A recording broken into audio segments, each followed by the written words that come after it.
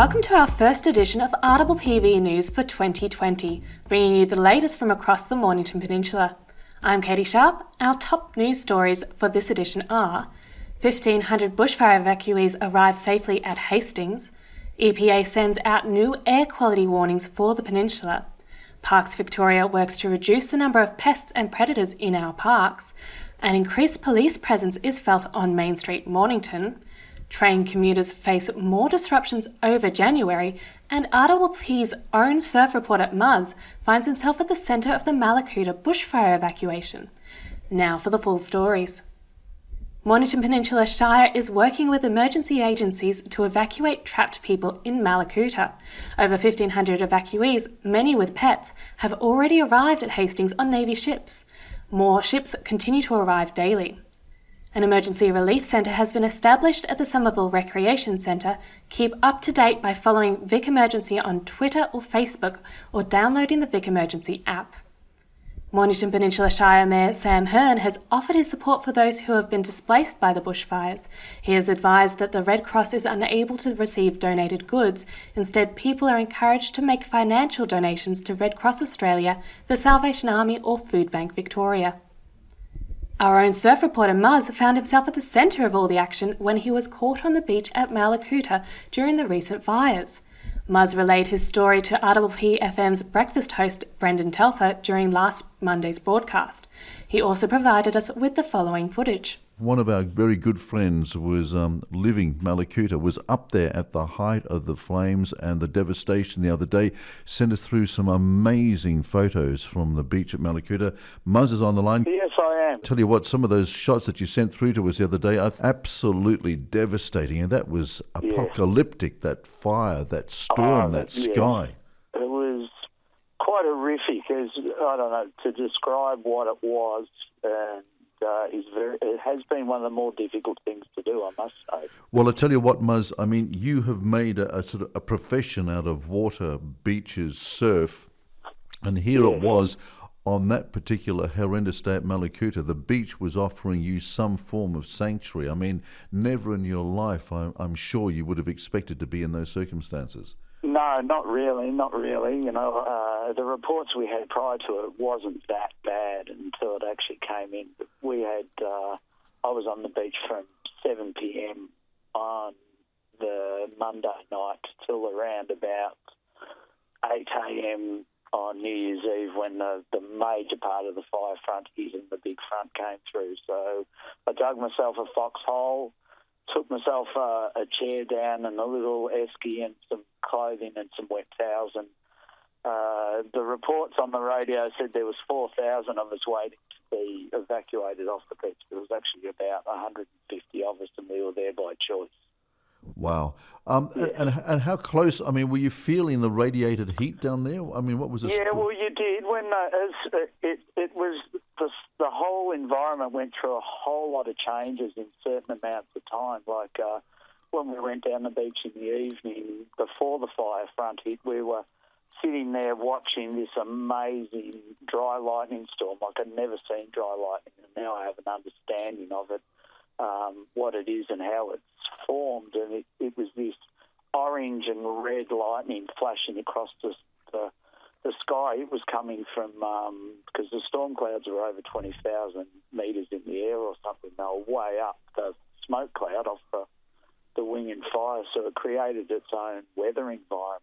And I probably got 7 hours sleep on the beach, which was very unusual, and woke up just pre-dawn. There was this funny orange and brown sort of haze, and then thought, we might have dodged a bullet here.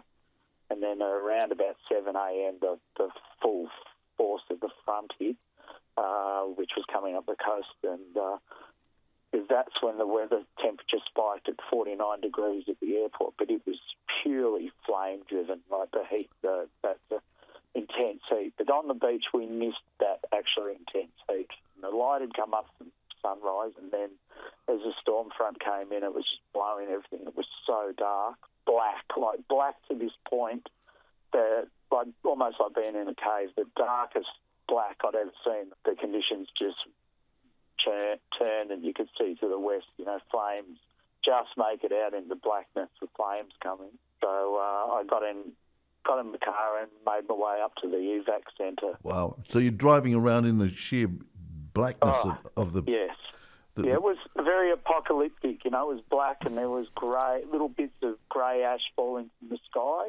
Yeah, incredible. And of course, here at the weekend, Hastings opened up and welcomed the first of the evacuees out of Malakuta as well when the Navy got involved. So yes. we were pretty heavily involved down here as well at the weekend. Yes. So, well, the Navy guys have been fantastic. We've had the Navy people who went on that boat just have and sent us messages back of just raved about how exceptional the Navy people were. And having met the commander and sat with him and had a chat to him, actually unloaded trucks with him yesterday with goods coming in from off barges out in the bay. It was great talking to him. He's now moved up to Eden to do the same job. And I guess, Muzz, as you sort of contemplate your options to leave beautiful Malakuta with these extraordinary memories, well, the most important thing is, Muzz, that you're safe. So are many of your fellow campers. And as I said, we have a sort of a closeness with the whole Malakuta thing down here because, of course, Hastings at the weekend was the port of sanctuary.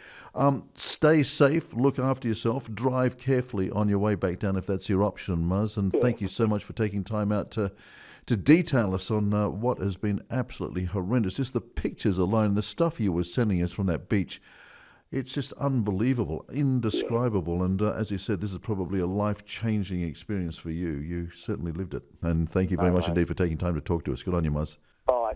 Muzz made his way back to the Mornington Peninsula on a Navy vessel in time to deliver the surf report later on in the program. The EPA has been sending out air quality reports about the Mornington Peninsula as smoke haze continues to be an issue. They wish to remind people with existing heart or lung conditions, including asthma, that they should follow the treatment plan advised by their doctor. Children, pregnant women and the elderly are more sensitive to the effects of breathing in smoke, so please take care. For more information about smoke and your health, visit the Better Health Channel website. The Baxter Fire Brigade recently acquired a new thermal imaging camera. It will help them see through the smoke and monitor a fire's spread so that they can locate hotspots and people. The purchase was made through a community grant from the Pearsdale Community Branch of the Bendigo Bank and community donations. Bendigo Bank's National Bushfire Disaster Appeal has now raised over $13 million. 100% of funds raised go directly to communities affected. If you'd like to donate, visit a Bendigo Bank branch or make a quick and easy online donation. And stay with us because after the break we'll be coming back to talk to you about the Greek blessings of the water ceremony which took place at Frankston Pier this week.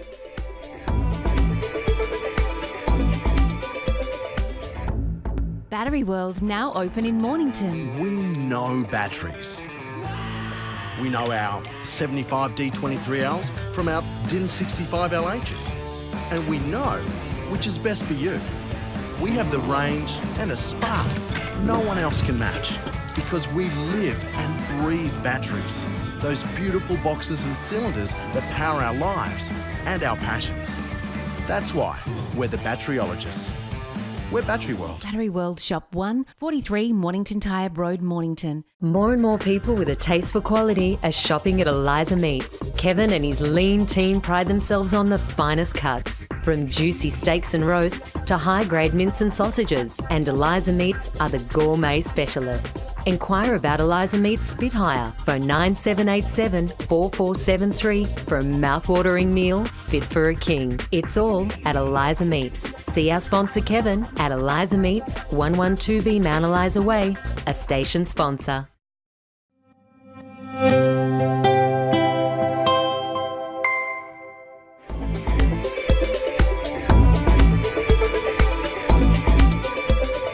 In the coming weeks, Parks Victoria will be carrying out a pest predator control program in Mornington Peninsula National Park.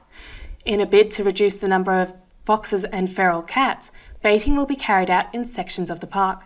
This is being done to protect native wildlife, especially threatened species such as the hooded plover. Residents should ensure pets stay out of the park during this time. Contact Parks Victoria for further information. Mornington Police will have a greater presence on Main Street over the summer months. Mornington regularly sees an increase in antisocial behaviour and alcohol-related violence over this period. This will ensure the safety of both residents and visitors. A warning for train travellers: there are disruptions of the Frankston, Stony Point and Cranbourne lines throughout January. Buses will replace trains on sections of the lines due to Metro Tunnel project works. Journeys will take an hour longer than usual, so plan accordingly and check the Metro Trains website for details. The traditional Greek blessings of the water ceremony took place at Frankston Pier this week. This festival celebrates Epiphany Day, an important day in the Greek community calendar. The highlight is the retrieval of the blessed cross, which is thrown off the pier. The first person to retrieve the cross is said to have a year of good luck ahead of them. Drizzle, strong winds and a smoky atmosphere didn't stop Manolis Arabatsis, the lucky diver who got to the cross first this year. And now over to the weather with Lisa. Lisa Lenoble with the Mornington Peninsula 7-day forecast this Thursday, the 9th of January. Happy New Year! It's great to be back to report the weather for 2020. Let's see what is expected for us this week. So today we will feel a minimum of 15 and a maximum of 30. We're looking at early morning fog, low cloud, then sunny, apart from areas of smoke haze. Winds southeasterly 25 to 35 kilometres an hour, turning easterly 20 to 30 k's an hour during the morning and early afternoon. On Friday, we'll see a minimum of 19 and a maximum of 33. Partly cloudy with a high chance of showers, most likely in the afternoon and evening. Winds will be northeasterly 15 to 20 k's, shifting westerly to southwesterly 35 to 55 k's during the day, then decreasing to 25 to 40 k's during the afternoon. On Saturday, we will see a minimum of 13 and a maximum of 21. Cloudy, slight chance of a shower. Winds will be westerly 25 to 40 k's, tending southwesterly during the morning and then decreasing to 20 to 30 k's during the day. On Sunday, we'll have a minimum of 12 and a maximum of 23. Partly cloudy, winds south to southwesterly 15 to 20 k's, turning southeasterly during the day. On Monday, we will feel a minimum of 13 and a maximum of 32. It'll be sunny, light winds becoming southeasterly 15 to 25 k's during the morning. And on Tuesday, we will see a minimum of 15 and a maximum of 26. Partly cloudy, light winds becoming southerly, 15 to 20 k's during the day. This week, it has also been reported to be high UV index all week. So please remember to slip on a shirt, slop on some sunscreen and slap on a hat. The EPA air quality is better and will be moderate to good from the bushfires for the rest of this week. I'm Lisa Lenoble. It's a lovely bout of weather here on the beautiful Mornington Peninsula. Until next week, enjoy the outdoors. And on the coast with the most, we welcome back Muzz with the Surf Report. Happy New Year, guys. Welcome back to the first 2020 Surf Report. For me, it's been a very action-packed, exciting start to 2020. I hope the surf gets better on this year in front of us, because it's been fairly average lately. Anyway, this week's Surf Report, a few waves around today if you get out early before the first change comes through. Otherwise, in the long-term picture, Monday is probably the best surf day. Should be about 3 foot, 4 foot on the beaches Monday and offshore for at least 3/4 of the day. So if you're looking for good clean waves, Monday is the day. Next week, winds are going to be onshore for the rest of the week, cooler temperatures. You will get surf, there will be swell, but it's not going to have the same conditions as Monday. So welcome back.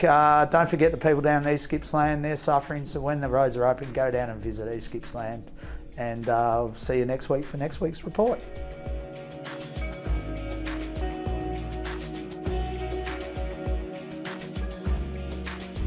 Thank you for watching RPPV News. I'm Catie Sharp, bringing you the news from across the Mornington Peninsula.